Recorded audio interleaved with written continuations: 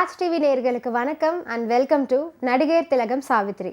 நம்ம நிகழ்ச்சியில் சாவித்ரி அவர்களுடைய திரை பயணத்தை பற்றின பல சுவாரஸ்யமான விஷயங்களை பார்த்துட்டு இருக்கோம்.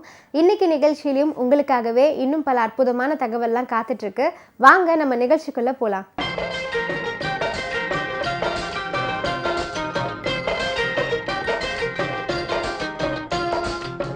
மகா நடிகை சாவித்ரி அவர்களுடைய வெற்றி திரைப்படங்களின் வரிசையில் 1958 வருஷம் வெளியான திரைப்படம் தான் பதிபக்தி அப்படிங்கிற திரைப்படம்.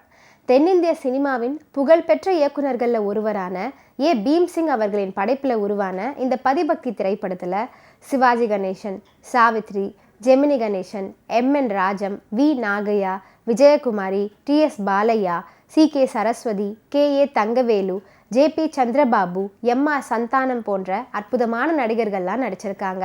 திரைப்படத்திற்கு இசையமைத்தவர்கள் மெல்லிசை மன்னர்கள் விஸ்வநாதன் மற்றும் ராமமூர்த்தி. பதிபக்தி திரைப்படத்தில் பல அற்புதமான காட்சிகள் ரசிக்கும்படி அமைஞ்சிருக்கும்.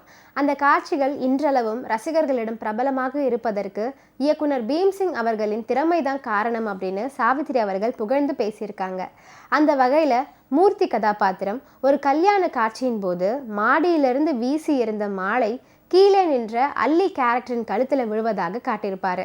அது போன்ற காட்சிகள் திரைப்படம் வெளியான காலகட்டத்தில் புதிதான காட்சிகளாகவும் ரசிகர்களை கவர்ந்த காட்சிகளாகவும் அமைந்தது அப்படின்னு சாவித்ரி அவர்கள் பதிவு பண்ணியிருக்காங்க.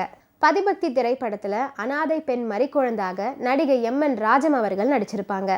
இந்த படத்தில் எம்.என். ராஜம் அவர்களுக்கு மிகவும் முக்கியமான கதாபாத்திரம் அமைஞ்சிருக்கும். அந்த கேரக்டருக்கு மிகவும் பொருத்தமாகவும் அழுத்தமாகவும் நடித்து ரசிகர்களின் பாராட்டை பெற்றவர் தான் எம்.என். ராஜம் அவர்கள். அந்த வகையில் எம்.என். ராஜம் அவர்கள் தோன்றும் காட்சிகள் அனைத்துமே அவர் ஒரு தேர்ந்த நடிகர் அப்படிங்கிறத நிரூபிக்கும்படி அமைஞ்சிருக்கும். நடிகர் கே.ஏ. தங்கவேலு அவர்கள் பதிபக்தி திரைப்படத்தில் பரமேஸ்வரன் பிள்ளை அப்படிங்கிற கதாபாத்திரத்தில் நடிச்சிருப்பாரு. மூர்த்தியின் தந்தையாக வரும் தங்கவேலு தான் இந்த படத்துடைய வில்லன். நல்லவர்களுக்கு கெடுதல் செய்வது தானே வில்லனின் முக்கியமான குணம்.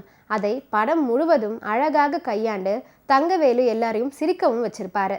தனக்கு கொடுக்கும் கதாபாத்திரம் எதுவாக இருந்தாலும் அதை தன்னுடைய தனித்துவமான ஸ்டைலில் வெளிப்படுத்துவது தங்கவேலுவின் சிறப்பம்சம் அப்படின்னு சொன்னால் அதை யாராலையும் மறுக்க முடியாது. நடிகர் ஜே.பி. சந்திரபாபு அவர்கள் பதிபக்தி திரைப்படத்திற்காக 3 அற்புதமான பாடல்களை பாடியிருக்காரு. அதில் ஒரு துள்ளலான பாடல் தான் rock rock rock rock and roll என்று தொடங்கக்கூடிய பாடல். மேற்கத்திய இசைபாணியில் ஜே.பி. சந்திரபாபுவின் நடன காட்சியும் டி.எஸ். பாலையா அவர்களின் நட்டுவாங்கவும் சந்திரபாபு பாடிய rock rock rock rock and roll என்ற மேல்நாட்டு சங்கீதமும் வி.என். சுந்தரம் பாடிய ஆடினார் அன்றே ஆடினால் தில்லை அம்பலத்தே நின்று என்று சாஸ்திரிய சங்கீதமும் இந்த பாடல் காட்சியில் இணைந்து அமைஞ்சிருக்கும். பாடலில் சந்திரபாபுவின் துள்ளல் நடனம் மற்றும் பாலையாவின் முகபாவம் ரசிகர்களை கிறங்கடைக்கும் அப்படின்னு சொன்னால் அதை யாராலையும் மறுக்க முடியாது. இந்த பாடலை ஜே.பி. சந்திரபாபு அவர்கள் பாடகர் வி.என். சுந்தரமுடன் இணைந்து பாடியிருப்பார். பதிபக்தி திரைப்படத்தில் ஒரு காட்சியில் நடிகர் திலகம் சிவாஜி கணேசன் அவர்களின் தனித்துவமான ஆவேச சொற்பொழிவுக்கு பிறகு இருவரும் நண்பர்களாகி கட்டி தழுவி கொள்வாங்க. அந்த காட்சியில் சிவாஜி கணேசன் மற்றும் ஜெமினி கணேசன் ஆகிய இருவருடைய நடிப்பை பாராட்டாமல் இருக்கவே முடியாது. இன்னைக்கு நடிகர் திலகம் சாவித்ரி நிகழ்ச்சியில் பல சுவாரஸ்யமான விஷயங்கள்லாம் சொன்னேன்.